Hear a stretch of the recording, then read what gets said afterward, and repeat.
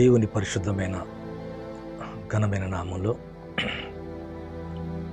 నా ప్రియమైన సహోదరి సహోదరులకు క్రీస్తు యేసు నామములో శుభాలు వందనాలు తెలియజేస్తున్నాండి.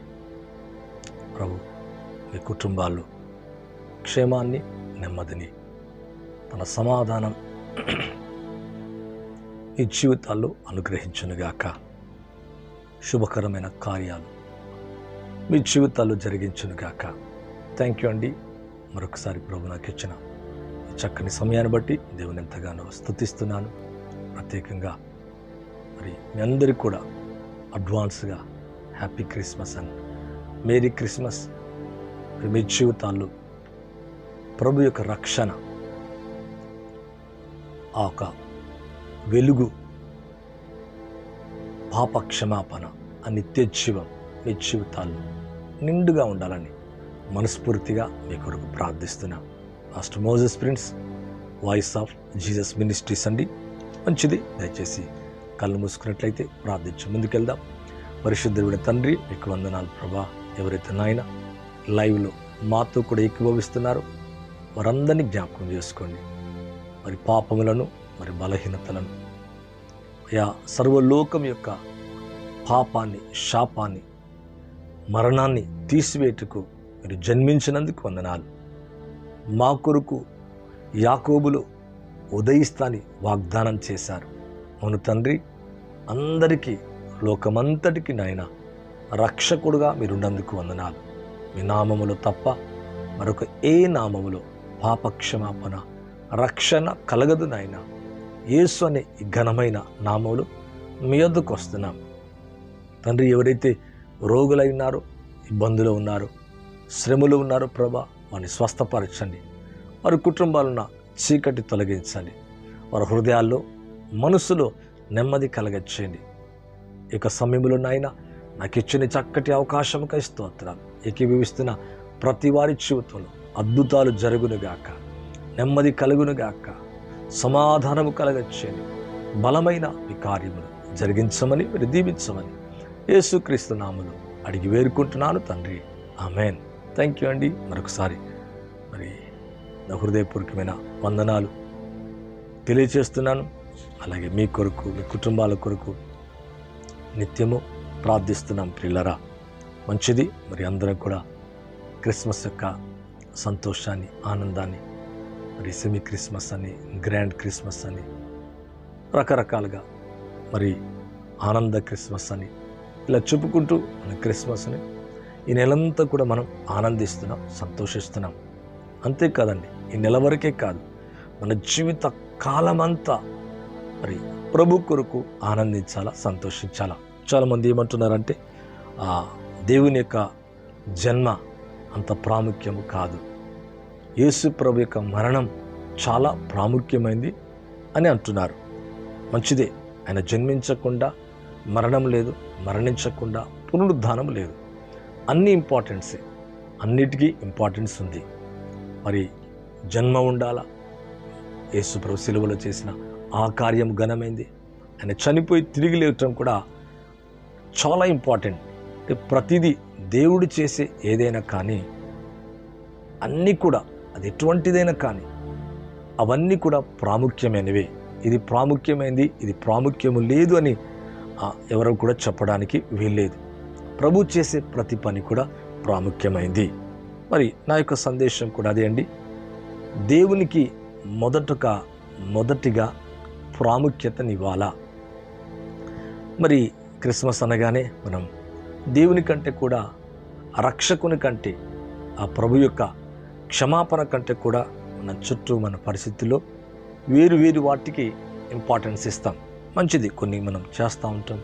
మందిరాల్లో మరి పిల్లలు స్కిట్స్ చేస్తూ ఉంటారు, అలాగే పాటలు పాడుతూ ఉంటారు, డ్రామాస్, స్కిట్స్ ఇలా చేస్తారు.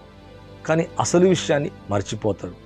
మరి డెకరేటింగ్ అని, లేకపోతే స్టార్స్ పెట్టి, లేదా సున్నాలు వేసుకొని, బట్టలని, ఇవి వచ్చేవాని పోయేవాని చూసుకుంటూ అసలు విషయాన్ని, అనగా క్రీస్తు యొక్క ఆ రక్షణ యొక్క ప్రాముఖ్యతను ఎరగక అనేకులు మిగతావన్నీ కూడా 90% వీటి మీద నిమగ్నమై ఉంటారు. ఏదో కొద్ది మంది మరి ఏదో భోజనాలన్నీ అటువైపు మనసు వెళ్తుంది, ఎవరు డ్యాన్స్ చేస్తుంటారా, ఇది అయిపోయినాక అంత అయిపోయినాక హడావుడిగా ఆ కేక్ అని లేదా ఇంటికి వెళ్ళిపోదాం పదా అనేసి బిజీగా ఉంటారు. అలా కాదండి, అటువంటి క్రిస్మస్ కాదు. మరి నిజమైన క్రిస్మస్ అంటే మొదటగా దేవునికి మనం ప్రాముఖ్యతనివ్వాలా. మనం ఎంత ఇంపార్టెన్స్ ఇస్తామో దేవునికి, ఆ రక్షణ సువార్తకు, ఆ రక్షకుడికి, ఆ జననానికి, ఆయన మరణానికి కూడా, ఆయన పునరుద్ధానానికి, అంటే టోటల్గా దేవునికిచ్చే ఆ ప్రముఖత, ఆ ప్రాముఖ్యత, ఆ ఇంపార్టెన్స్ని బట్టి మన జీవితాలు కూడా మరి ప్రాముఖ్యతలోకి వెళ్తాయి. ఇంకొక విధంగా చెప్పాలంటే మనల్ని కూడా దేవుడు ప్రముఖులుగా మరి ప్రాముఖ్యులుగా దేవుడు చేయగలడు. మరి మనం ఇస్తున్న ఇంపార్టెన్స్ని బట్టి మన జీవితంలో దేవుడు కూడా మన జీవితంలో ఇంపార్టెన్స్ని ఇస్తాడు. మరి మనం ఇంపార్టెన్స్ ఇవ్వకపోయినా కూడా కొన్ని సందర్భాల్లో దేవుడు ఇంపార్టెన్స్ ఇవ్వడానికి, అంటే ప్రాముఖ్యతనివ్వడానికి అనేక రీతులుగా హెచ్చించి ఘనపరుస్తాడు పిల్లరా. అయితే రక్షణకు ఒక ప్రాముఖ్యత ఉంది, రక్షకుడికి ఒక ప్రాముఖ్యత ఉంది. ఇక్కడ యోబులు అంటాడు, పాపరహితుల్లో ఉండి ఎలా అంటే పాపము కలిగిన వారిలో ఉండి పాపము లేనివాడు ఎలా పుట్టగలడు? నిజమే కదా. మరి ఇటువంటి పాప సంబంధమైన ఈ లోకములో పాపము లేని ఒక వ్యక్తి, ఒక రక్షకుని కొరకు ప్రపంచమంతా కూడా ఎదురు చూస్తుంది. అంటే పాపము బయలుపరచబడ్డ తర్వాత జగత్తు ఉత్పత్తి మొదలుకొని మరి ఆదాము లేదా అవ్వ చేసిన పాపాన్ని బట్టి పాపము బయలుపరచబడ్డ తర్వాత ఒక రక్షకుడు అవసరం, రక్షించువారు కావాలా. అంటే సేవియర్ లేకుండా, రక్షకుడు లేకుండా రక్షణ లేదు. ఆడమ్ అండ్ ఈవ్ దేవునికి అవిధేయులైపోయి తినకూడని పండు ద్వారా పడిపోయి మరణము, శాపము, పాపము, మరి దేవుని నుంచి ఎడబాటు, దూరము, ఈ విధంగా శాంతి సమాధానం కోల్పోయి దేవుని బిడ్డలకున్న ఆ ఆధిక్యత, ఆ నీతి, ఆ వెలుగును కోల్పోయి దూరమైపోయినట్టుగా మనం చూస్తున్నాం. అది మొదలుకొని మరి మనం చూస్తున్నాం, ధర్మశాస్త్రం వచ్చినప్పటికి కూడా అది మొదలుకొని ప్రపంచం, లోకమంతా కూడా విమోచకుని కొరకు, అంటే ఇంకొక విధంగా చెప్పాలంటే రక్షకుని కొరకు ఎదురు చూస్తుంది.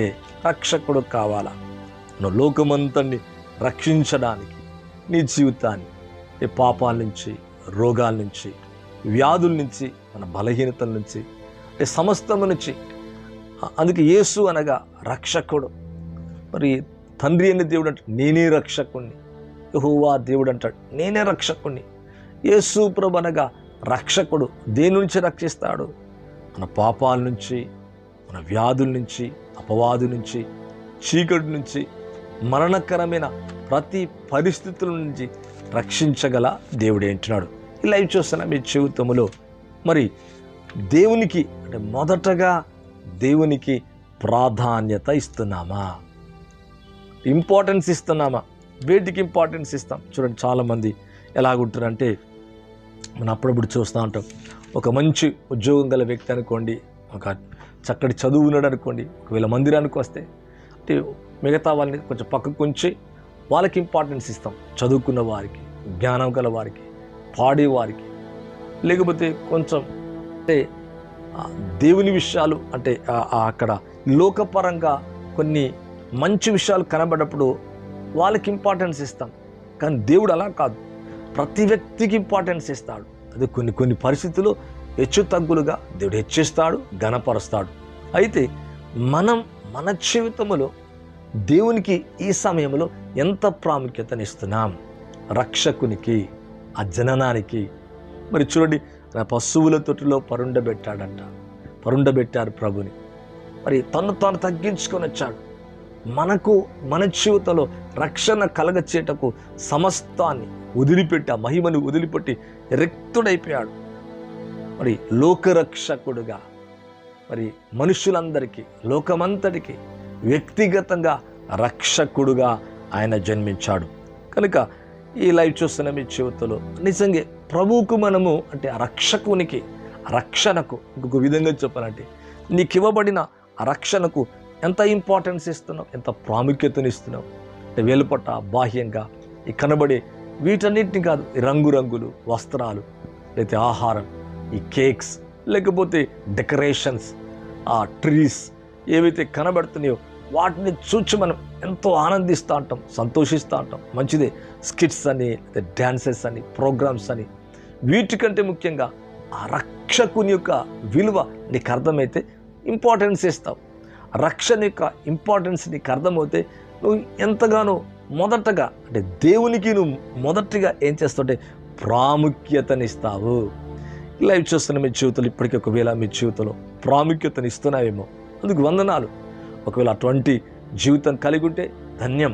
అంటే ఉదయకాలం లెగటం, నువ్వు ప్రార్థించటం, లేదా మధ్యాహ్నం లేదా సాయంత్రం, లేకపోతే వాక్యాన్ని ధ్యానించటం, చదవటం, ప్రార్థించటం, గాస్పెల్ చేయటం, నీకు కలిగిందని మరి ఒకవేళ నీకు కలిగిన వెంటనే, నీకు ఒకవేళ ఏదైనా అనుగ్రహించబడిన వెంటనే ప్రభుని పరిచయను జ్ఞాపకం చేసుకొని మరి దేవునికి చెల్లించటం. అంటే దాని అర్థం ఏంటంటే ఇలా నువ్వు ఎప్పుడైతే చేస్తున్నావో నువ్వు దేవునికి ఇంపార్టెన్స్ ఇస్తున్నావు.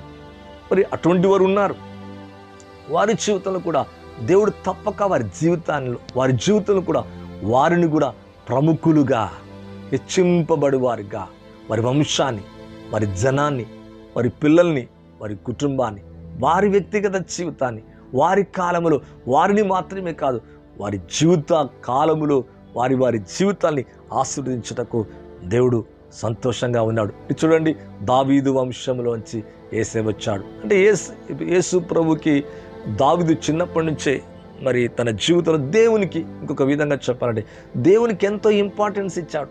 అందుకే సమూయేలు చూడండి, ఆ ఇంటికి వెళ్ళినప్పుడు ఇతనేనా కుమారులు వచ్చినప్పుడు ఇతనేనా ప్రభా, ఇతని మీద నూనె పోయాలన్నప్పుడు ఇతను కాదు, ఇతన్ని నేను తోసివేశాను, ఇతను కాదని మరి సౌలు తర్వాత రాజుగా చేయడానికి, అభిషేకించడానికి సమూయేలు యెషయా ఇంటికి వెళ్తాడు. ఈయన కాదు, ఈ వ్యక్తి కాదు అని చెప్పినప్పుడు మరి ఇంకెవరున్నారయ్యా? కడసారి వాడున్నాడు, చివరి వాడున్నాడు, ఎక్కడో గొర్రెల దొడ్డిలో మరి అడవిలో తాను మరి మేపుతున్నాడు గొర్రెల్ని. మరి ఇటువంటి వాడు ఒకడు ఉన్నాడని చెప్పినప్పుడు అరే పిలువండి, అతన్ని పిలువండి. దగ్గరికి వచ్చినప్పుడు సమూయేలుతో ఒక మాట అంటాడు దేవుడు, లేచి అతన్ని అభిషేకించును.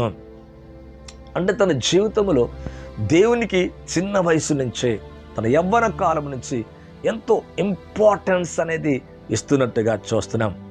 ఈ లైవ్ ద్వారా మీ జీవితం, నా జీవితం అలాగే ఉండాల. మొదటిగా అందుకే నీతిని, రాజ్యం వెతుకుడి, అప్పుడు అన్నీ మీకు అనుగ్రహించబడను. అంటే నువ్వు ఇస్తున్న ఇంపార్టెన్స్ని బట్టి నీ జీవితంలో నీకు కూడా దేవుడు ఇంపార్టెన్స్ని ఇస్తాడు.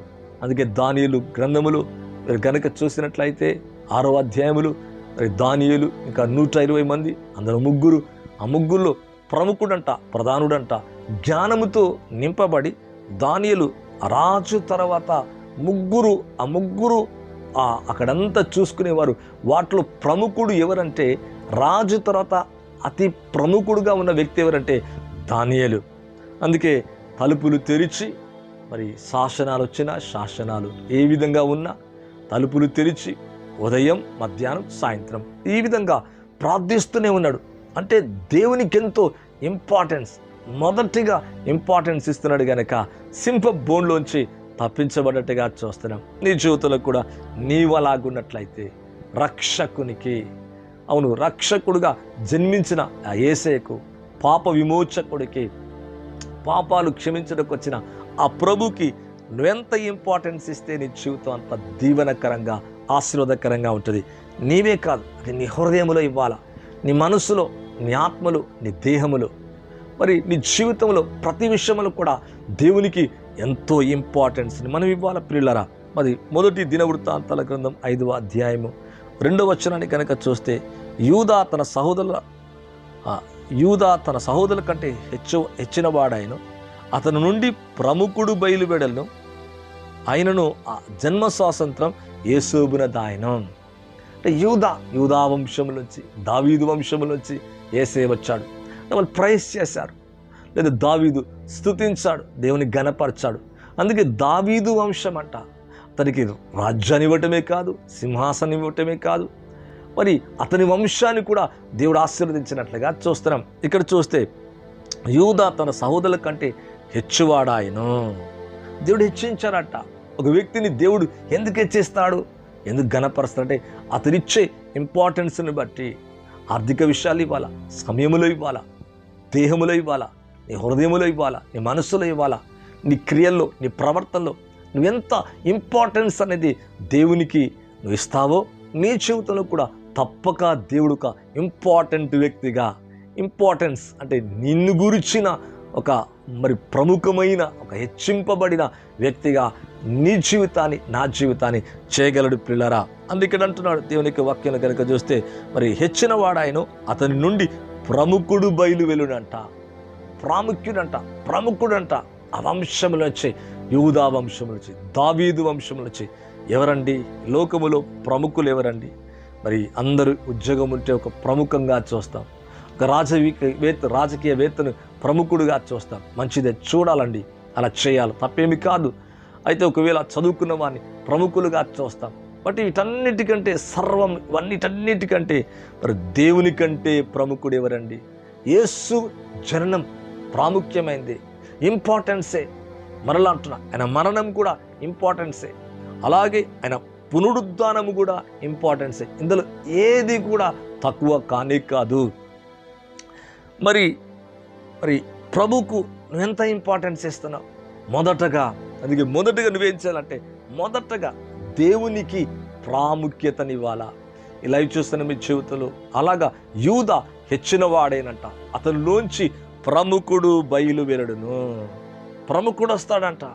అవును, లోకాన్ని రక్షించడానికి, మానవాళి సమాధానం కలగచేయడానికి, సంతోషాన్ని ఇవ్వడానికి, పాపాల నుంచి, రోగాల నుంచి విడిపించడానికి రక్షకుడు వస్తాడంట. ఈ రక్షకుని కొరకు ఎప్పటి నుంచి చూస్తున్నాం? జగదుత్పత్తి మొదలుకొని, అనగా పాపము బయలుపరచబడ్డ తర్వాత అప్పటి నుంచి మొదలుకొని మానవుడు మరణములోకి వెళ్ళిపోతున్నాడు, పాతాళములోకి వెళ్ళిపోతున్నాడు, మంచైపోతున్నాడు. ఇటువంటి మానవుని తిరిగి దేవుని దగ్గరికి చేర్చడానికి, రక్షించడానికి, పాపాల నుంచి విమోచించడానికి, హృదయాల్లో, ఆత్మలు, మనసులు వెలుగునివ్వడానికి, వారి జీవితాల్లో ఉన్న చీకటిని తొలగించి నెమ్మదివ్వడానికి, సమాధానం కలగచేయడానికి ప్రభువే ఎలాగంటే రిక్తుడైపోయి, దీనుడైపోయి, సమస్త మహిమను వదిలిపెట్టి తన్ను తానుగా పశువుల తొట్టులో పరుండబెట్టారంట. అంత బాధాకరమైన విషయం. ఆ సమయంలో మేరీ గారు, మరియమ్మ లేదా జోసఫ్ ఎంతగానో ఆ రక్షకుణ్ణి ఆ సమయంలో ఎన్నో బాధలు, ఎన్నో కష్టాలు వారు పడినట్లుగా చూస్తున్నాం. మనమైతే జన్మను ఆనందంగా, సంతోషంగా ఆనందిస్తాం. కానీ కరెక్ట్, నిజమే, ఆనందించాలా, సంతోషించాలా ఆ రక్షణను బట్టి, ఆ రక్షకుని బట్టి. కానీ ఆ సమయంలో ఎన్నో ఇబ్బందులు పడ్డారు, ఎన్నో కష్టాలు అనుభవించారు పిల్లరా. ఈ ప్రభు నీ కొరకు సమస్తాన్ని వదిలిపెట్టుకొని దిగి వచ్చిన ఆ ప్రభుకు నువ్వెంత ఇంపార్టెన్స్ ఇస్తున్నావు? డ్యాన్స్కా, లేకపోతే డెకరేషన్కా, లేకపోతే అక్కడ ఉన్న స్కిట్స్కా, లేకపోతే అక్కడ కనబడిన ఆహారానికా, లేదా ఆ నీ చుట్టూ ప్రజలను చూసుకుంటూ, నువ్వు దాన్ని చూసుకుంటూ దీంట్లో నిమగ్నం అవుతున్నావా? లేదా ఆ ప్రభు యొక్క రక్షణను బట్టి నువ్వు ఆనందిస్తూ సంతోషిస్తున్నావా? అంటే ప్రభువులకి నువ్వు ఇచ్చే ఇంపార్టెన్స్ని బట్టి నీ జీవితం ఆశీర్వదించబడుతుంది.